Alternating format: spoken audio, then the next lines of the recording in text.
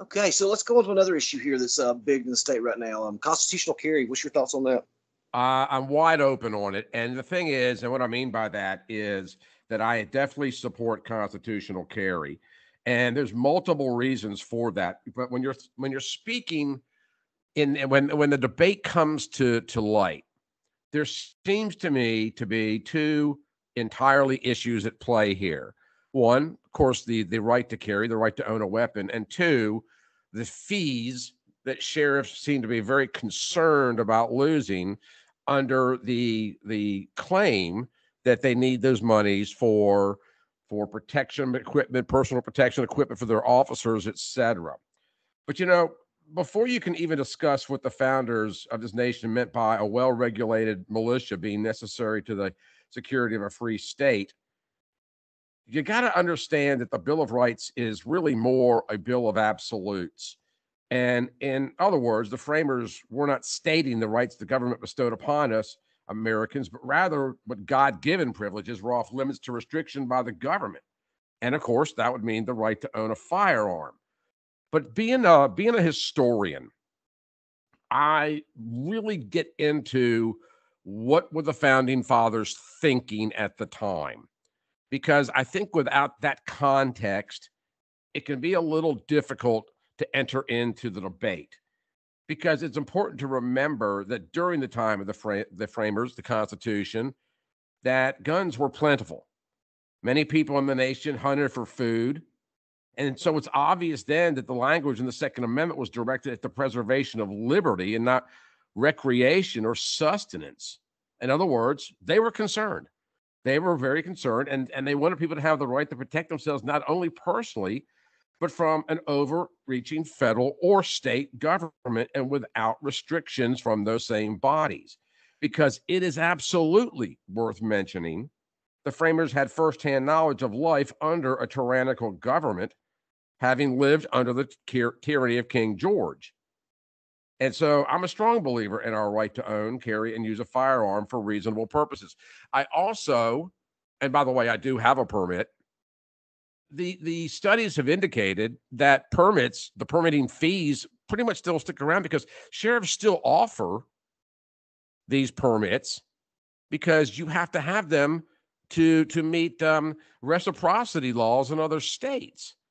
So people will carry the permit around, and there's a couple benefits of it. Number one is reciprocity, and number two is to prove to law enforcement, if you do get caught out and about, that you're not some kind of a loon because you took the time. Because criminals aren't going to go in to get a permitted license or a permitted weapon, rather. The all of the things that we hear about, these guns are stolen, they're borrowed, or wherever they might come from. So I do believe that the Constitution makes it pretty clear, and the founding fathers bear this out in their writings, in the Federalist Papers, and in their speeches, that is a right that is to be untampered with.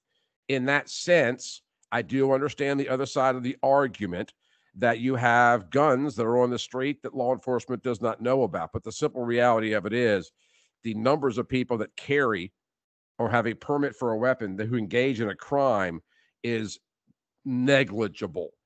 Because at the end of the day, and the argument I think is very valid, criminals don't seek out permits. And it seems to me it's all about the permitting fee. And that also was formed in part with a conversation that I had some years ago with former Jefferson County Sheriff Mike Hale, who basically is in a total agreement with that. And I understand that you want to know who's got the weapons. I understand that from the perspective of law enforcement, but the Constitution does not grant them that right. Yeah, exactly. I mean, I have had countless officers tell me they are worried about the people who don't have permits as opposed to the ones who do. And I would keep my permit as well, like you said, to go to other states. And let's cut y'all something else right quick. I don't know if Alabama's changed this. I think they're a may or shall issue now. One time there was a may issue, and I got arrested when I was 19 or 20 for a simple possession of marijuana charge that got dismissed.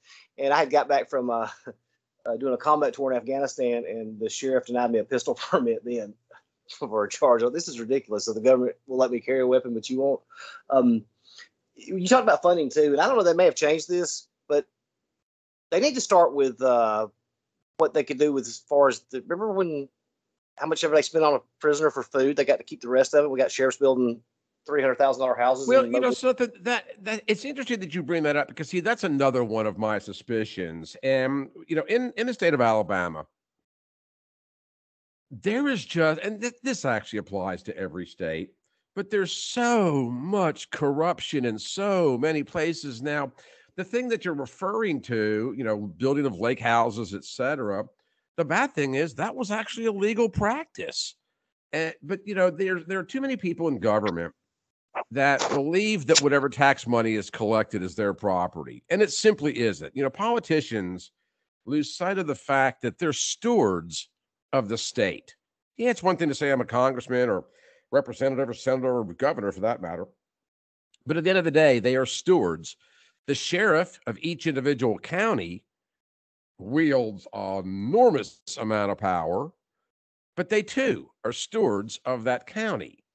And so, you said that you had a legal background. I did too, back in the day. I mean, I'm, bar fights and fighting in public and, but I was a wild child. And if you looked into my closet, I tell people all the time, so everybody's got skeletons in their closet. And I'm like, well, mine's a walk-in closet. but by the grace of the Lord, I kind of pulled my bootstrings out and or pulled myself up by my bootstraps. I still have my issues. I still sin. We all do. I have my doubts and temptations just like anybody.